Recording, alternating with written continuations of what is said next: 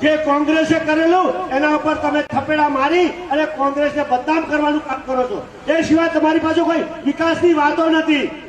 વિકાસની વાતો હોય તો ગુજરાતમાં જે કઈ પરિસ્થિતિનું નિર્માણ થયું છે એ નિર્માણ ન થાય।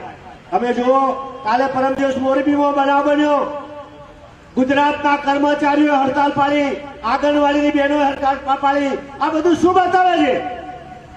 જો ભાજપને એટલું બી ભાન હોય કે જો અમે વિકાસ કર્યો છે તો આ વિકાસની વાતો તમારી પાસે ક્યાં ગઈ? તમે જયારે ગેસનો બાટલો આપ્યો ત્યારે 415 રૂપિયામાં મળ્યો, આજે 1100 રૂપિયામાં બાટલો મળે છે। આ તમારો વિકાસ છે? બહેનોને કે છે કે મારી બહેનોને મેં વાંસુ લઉં છું, એટલે બોસું નથી લઉં છું, બહેનોને રાત દિવસ રડતી કરી દીધી છે। માટે હવે સમય આવ્યો છે, આ સમયને ઓળખો। 1 મહિનાનો સમય છે। આ સમય જો આપણે ઓળખીને ચાલીશું તો આપણને કોઈ રોકી નહીં શકવાનો। ગુજરાતમાં આ વખતે ચોક્કસ કોંગ્રેસની સરકાર બનવાની છે। મિત્રો, ગઈ વખતે આપણે જોઈએ તો આંગળીને વેળે ગણાય એવી 8-10 સીટો માટે આપણી સરકાર નથી બની। તો આ વખતે તો એના કરતા ઘણું પરિવર્તન થઈ ગયું છે અને એ પરિવર્તનનું જો ધ્યાન લઈશું તો આપણે ચોક્કસ જીતીશું અને આપણી ગુજરાતની સરકાર બનશે, એમાં કોઈ બેમત નથી। આટલી વાત કહી મારું ટૂંકું કરું છું। જય હિન્દ, જય કોંગ્રેસ, જય ગુજરાત। નરવતસિંહ, તમે ઘણું બધું કહી દીધું અને ખરેખર સાચું કહ્યું છે તમે। અને હું ભગવાનને પણ પ્રાર્થના કરું છું કે સત્યનો વિજય છે ને છે જ। આજના આ પ્રસંગે આપણા ભાઈ શ્રી ગોધરાથી આવેલ આબિદભાઈને પણ વિનંતી કે ભાઈ શ્રી આબિદભાઈ પણ આપણને 2 શબ્દોનું સૂચન કરશે।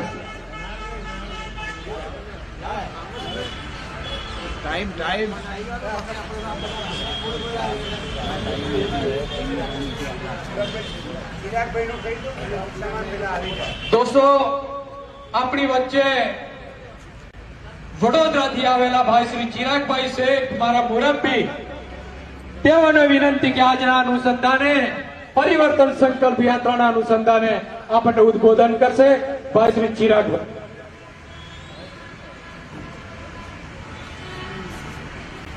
પરિવર્તન સંકલ્પ યાત્રાના સંદર્ભે આજે આપણે સૌ સરદાર ભવન કોંગ્રેસ જે ઐતિહાસિક છે ત્યાં આજે ભેગા થયા છે।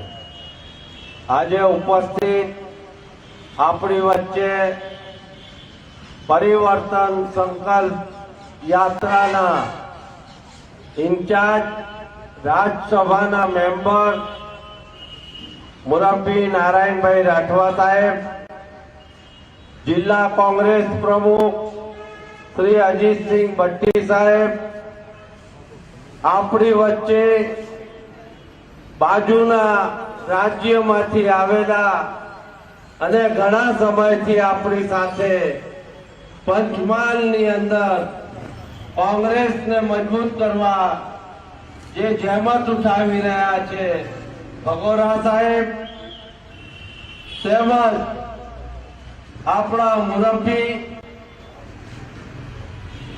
પ્રભાતસિંહભાઈ, દક્ષેશભાઈ, બેલીમભાઈ, પ્રદ્યુષણભાઈ, ભાઈ પરિમલભાઈ, ભાઈ યાદવ, ભાઈ ભાવસિંહભાઈ, નરવતભાઈ અને આપણા કાલોલ તાલુકાના કોંગ્રેસના પ્રથમ નાગરિક એવા ભૂપેન્દ્રભાઈ ખેર, નીરવભાઈ, નસીબદાર, તમામ મારા સાથી મિત્રો। નરવતભાઈએ ઘણી વાત કરી, વિકાસ શું છે એની વાત કરી। ભાઈ પ્રદ્યુમનભાઈએ વાત કરી 5 પાંડવ અને 100 કૌરવોની। 5 પાંડવોનું વિજય થયું, પણ સાથે સાથે પાંડવોના સારથી કૃષ્ણ ભગવાન હતા। આપણા સારથી રાહુલ ગાંધી ને સોનિયા ગાંધી છે. આપણે સૌ પરિવર્તન સંકલ્પ યાત્રા પાછળનો હેતુ માત્ર મળવું, છૂટું પડી જવું, ભાષણો કરવું એનો ભાવાર્થ નથી. એનો ભાવાર્થ છે 27 વર્ષથી દુશાસનોનું રાજ, ભારતીય જનતા પાર્ટીનું રાજ જે ચાલી રહ્યું છે અને એની સામે લોક જાગૃતતા લાવવા માટેનું, લોકો પાસે ઘરે ઘરે પહોંચવાનું, સંપર્ક કરવાનું કામના ભાવાર્થથી નારાયણભાઈ રાઠવા સાહેબ આ પરિવર્તન યાત્રા લઈને નીકળ્યા છે. મિત્રો,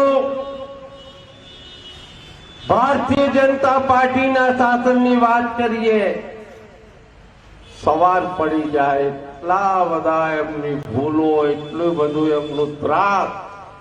આપણે વાત કરીએ તો સવાર પડી જાય પણ સવાલો ઓછા ન થાય. પરંતુ આપણે શું કરવું છે? નારાયણભાઈ સંસદ છોડીને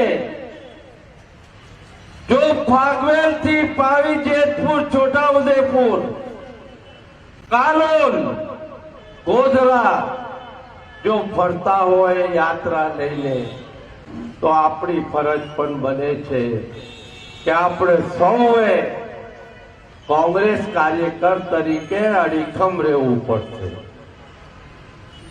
કાલોલ તાલુકાની વાત છે. કાલોલ તાલુકાની અંદર કોંગ્રેસ ખૂબ મજબૂત છે. આપણી વચ્ચે राष्ट्रीय लेवल ना नेता कन्हैया कुमार आ गए हैं और उनको भी हमें सुनना है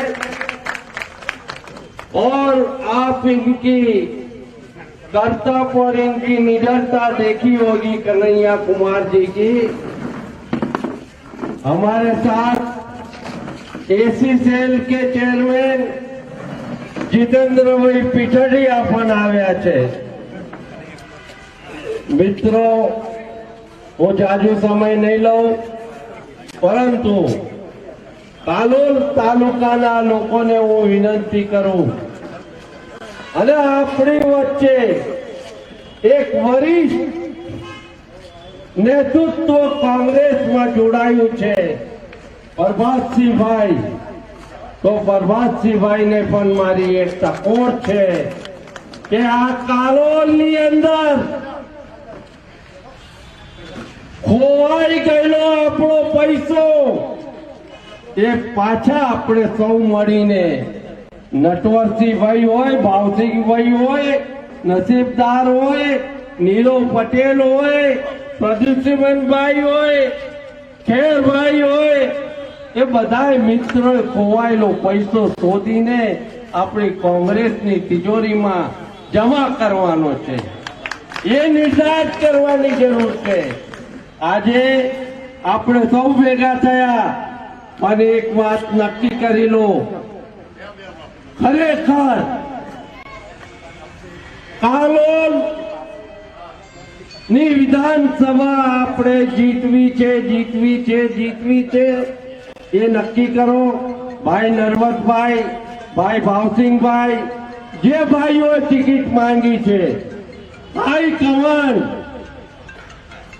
જેને મોહર લગાડે, આપણો ઉમેદવાર તો પંજો હશે ને સોનિયા ગાંધીનો ઉમેદવાર।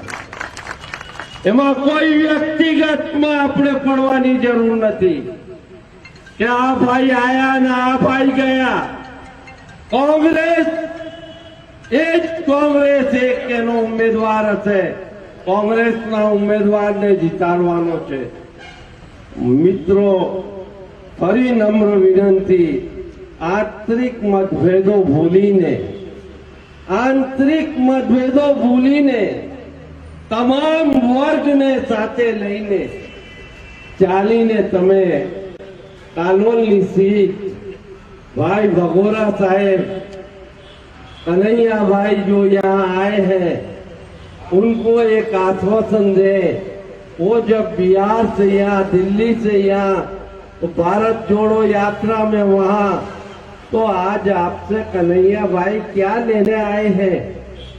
आपको कोई भाषण सुनाने आए? टीवियों पे बहुत आता है, उनको बहुत सुना है, लेकिन आज आपको कहने आए हैं कि कालोल की सीट, पंचमहाल की सीटें हमें कांग्रेस को, सोनिया गांधी, राहुल गांधी और हमारे मल्लिकार्जुन खड़गे साहब की गोद में डाले। जय हिंद, जय भारत।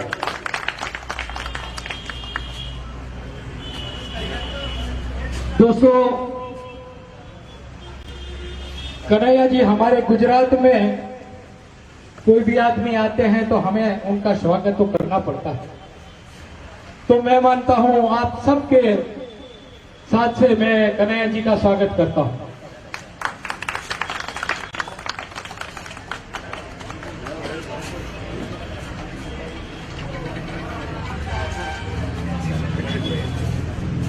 राज्य एससी सेलના પ્રમુખ સુકડિયા સાહેબને ભાઈ શ્રી નીરવ પટેલને વિનંતી કે તેઓનું સ્વાગત કરે।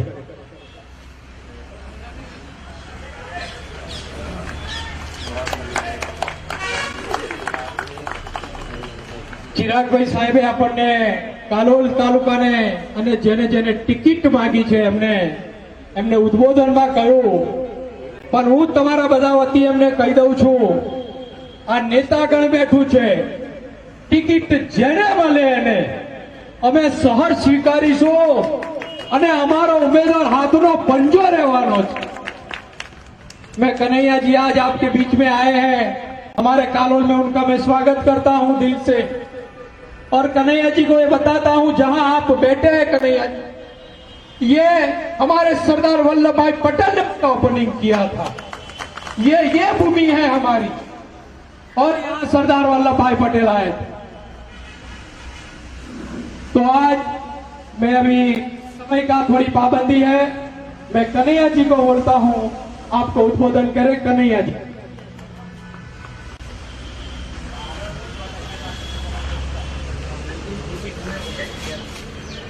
साथियों, आवाज आ रही है?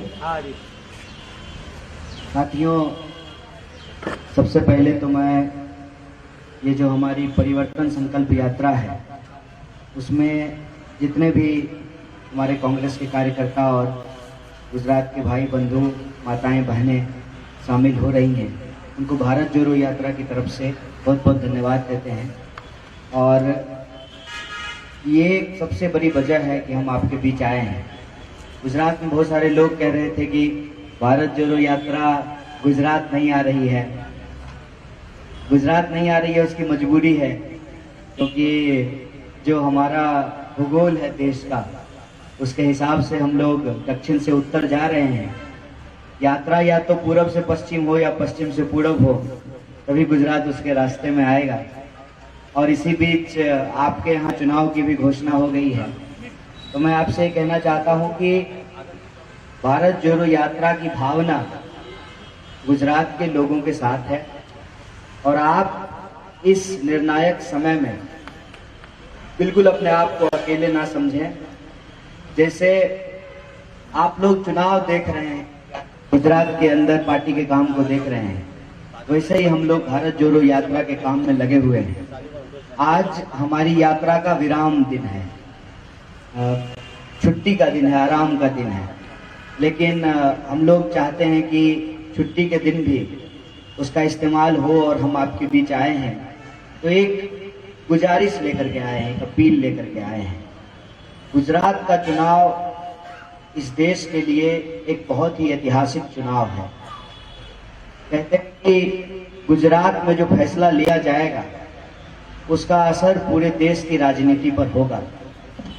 जब पूरे देश की राजनीति पर इसका असर होना है, तो हम युवाओं की तरफ से आपके बीच में अपील करने आए हैं कि जब आप वोट देने के लिए जाएंगे तो आप याद रखिएगा कि देश में बेरोजगारी 45 साल में सबसे ज्यादा है। आप याद रखिएगा कि रुपया डॉलर के मुकाबले सबसे निचले स्तर पर चला गया है। आप याद रखिएगा लाखों किसानों ने आत्महत्या कर ली है। आप याद रखिएगा कि जब कोरोना हुआ तो लोगों को ऑक्सीजन नहीं मिला, लोगों को बेड नहीं मिले, लोगों को अस्पताल नहीं मिला। आप याद रखिएगा कि सपना दिखाया गया। आजकल दिल्ली के मुख्यमंत्री को भी सपना आ रहा है। दिन दहाड़े जो है सपना दिखाया गया कि जब देश में सरकार बनेगी बीजेपी की तो सबके खाते में 15 लाख रुपया पहुंचेगा, हर साल 2 करोड़ नौकरी मिलेगी, सबका साथ सबका विकास किया जाएगा। हकीकत ये है कि अभी हंगर इंडेक्स जारी हुआ है और भूखमरी में हम छोटे छोटे देश बांग्लादेश, नेपाल, उनसे भी ज्यादा नीचे चले गए हैं। वादा किया गया बहुत सारा, मैं उन वादों को अगर गिनाने लगूं तो शायद 1 महीना भाषण देना पड़ेगा। 5-10 मिनट में उसको नहीं खत्म किया जा सकता है। तो आप ही वो लोग हैं जो लोग चुने प्रधानमंत्री मोदी जी को। आपने पहले उनको यहाँ का मुख्यमंत्री बनाया, फिर वो देश के प्रधानमंत्री बने। हमको ये लगता है कि जब से वो देश के प्रधानमंत्री बने हैं, गुजरात उनकी प्राथमिकता में नहीं है। ये बात मैं इसलिए कह रहा हूं कि आप सब लोगों ने देखा कि एक दर्दनाक घटना घटी। मैं उस पर राजनीति नहीं कर रहा, मैं बस आपका ध्यान दिला रहा हूं। एक दर्दनाक घटना घटी मोरबी में। हम सब अपनी श्रद्धांजलि देते हैं जिन लोगों ने अपनी जान गंवाई उनको। उस घटना के वक्त वो थे, लेकिन वो गए नहीं, इंतजार किए थोड़ा फोटो शूट के हिसाब से सब तैयारी हो जाए, उसके बाद जाया जाए। और आप देख रहे हैं कि बार बार ये सवाल हमसे पूछा जा रहा है कि कांग्रेस का चेहरा कौन है। बीजेपी पहले ये बता दे कि उसका चेहरा कौन है। 5 साल के लिए कोई एक चेहरा रहेगा कि नहीं रहेगा। आनंदीबेन पटेल जी, उसके बाद जो है विजय रूपानी जी, और उसके बाद जो है भूपेंद्र पटेल साहब। वो वीडियो में देख रहा था, पीछे में बैठे हुए थे और ऊँघ रहे थे वो। आप भी जाकर के यूट्यूब पे चाहें तो वीडियो निकाल सकते हैं। जब गुजरात के मुख्यमंत्री का नाम अनाउंस किया गया उस समय उनको हल्की हल्की झपकी आ रही थी। तो बगल का आदमी उनको बताया कि भाई तुम मुख्यमंत्री हो गए हो। लोकतंत्र की ऐसी हालत। तो आप बताए, पूछे बीजेपी से कि आप जो चेहरा दे रहे हैं ये चेहरा 5 साल रहेगा ना, कि फिर से इसको बलि का बकरा बनाया जाएगा, फिर से जो है नई बोतल में पुरानी शराब परोसी जाएगी। सिस्टम वही है, लोग वही हैं, सबको पता है कि असली पावर किसके पास है। अरे जया शाह के पप्पा के हाथ में असली पावर है, सबको पता है।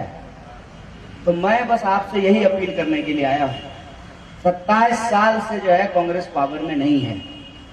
जो सारे आरोप कांग्रेस के ऊपर लगाए गए थे, आप बता दीजिए वो सब कुछ ठीक हो गया? भ्रष्टाचार रुक गया? ऑफिस में घूस नहीं देना पड़ रहा है? क्या इंजीनियरिंग करने के बाद, डॉक्टरी पढ़ने के बाद, MBA करने के बाद आपके बच्चों को नौकरी मिल रही है? क्या किसानों को उनके फसल का दाम मिल रहा है? क्या व्यापारियों को सुरक्षा मिल रही है? कौन सी ऐसी चीज हो गई 27 साल में जिसके लिए आपने कांग्रेस को सत्ता से बाहर कर दिया?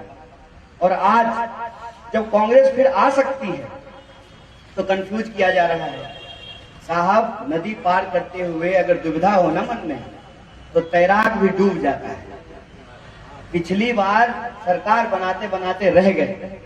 या तो आप तय कर लीजिए कि हम बीजेपी से खुश हैं, 100 रुपए लीटर पेट्रोल खरीद के हम खुश हैं, देश में 45 साल में सबसे ज्यादा बेरोजगारी है, हम खुश हैं, किसान आत्महत्या कर रहा है, आप खुश हैं, अगर ऐसी बात है तब तो कोई बात ही नहीं है, लेकिन अगर आप इससे परेशान हैं तो कंफ्यूज मत होइए।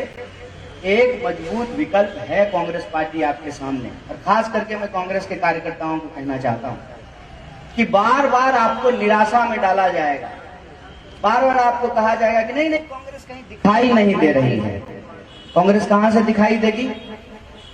जो टीवी मीडिया का मालिक है उसको हम खुलेआम मंच से खड़ा होकर के चोर कह रहे हैं तो मीडिया हमको दिखाएगा।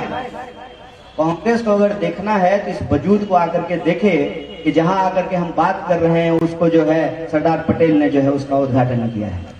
ये जो इतिहास है उस इतिहास की गारंटी के साथ आप बात कीजिए कि जैसे हम अंग्रेजों से लड़ करके आजादी दिलाए, जैसे हमने पंचवर्षीय योजना लागू की, जैसे हमने IIT, IIM, इसरो की स्थापना की, जैसे हमने प्रिवी पर्स खत्म किया, बैंकों का राष्ट्रीयकरण किया, जैसे फंडामेंटल राइट में हमने जो है बदलाव किए, जिस तरीके से समाजवाद और धर्मनिरपेक्षता को संविधान का अंग बनाया, जिस तरीके से मनरेगा को लागू किया, सूचना के अधिकार को लागू किया, राइट टू एजुकेशन को लागू किया, उसी तरीके से अगर कांग्रेस के इस काम को देख करके, उस भरोसे को देख करके इस पार्टी का कमान महात्मा गांधी के हाथ में था, उस गांधी के हाथ में जो कहते थे रघुपति राघव राजा राम, पतित पावन सीताराम, ईश्वर अल्लाह तेरो नाम, सबको सन्मति दे भगवान, उस भरोसे के साथ अगर आप हैं तो हम आपको भरोसा दिलाते हैं कि हम भी वो तमाम वादों को पूरा करेंगे, उस 8 वचन को पूरा करेंगे जिसको लेकर के कांग्रेस पार्टी आज इस चुनाव में उतरी है।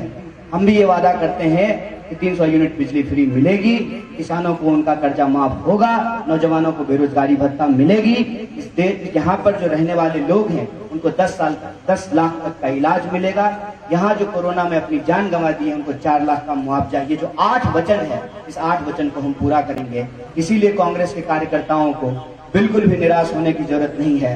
आपका इतिहास इस देश में अंग्रेजों को हराने का इतिहास है, और यह जो काला शासन है उसको भी आप ही हरा सकते हैं। इस आत्मविश्वास के साथ आप मैदान में उतरिए, और नौजवानों की तरफ से हम बस यही अपील करने के लिए आए हैं कि आप जो फैसला लीजिएगा आने वाले समय में देश उसका अनुसरण करेगा। बहुत बहुत शुक्रिया, बहुत बहुत धन्यवाद।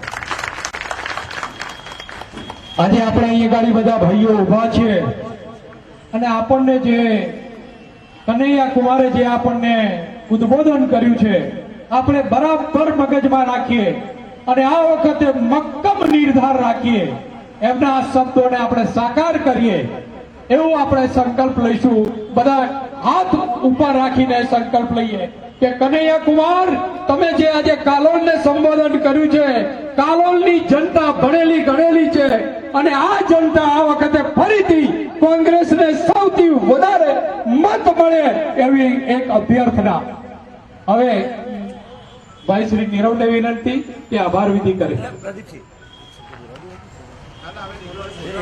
સોરી, એક બે મિનિટ મારી હું માફી માંગુ। મારા વડીલ એવા પ્રભાતસિંહને પણ ઉદ્બોધન 2 મિનિટ કરવા વિનંતી।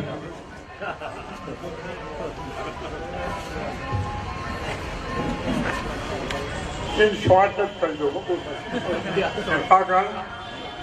कानूनना ઉજ્જડ નેતા યુવાનો એકાદ બેન પર છે સૌ પર આજ સુધી તમે મારી સાથે રહ્યા ને આજે પણ મારી સાથે રહેવાની છે।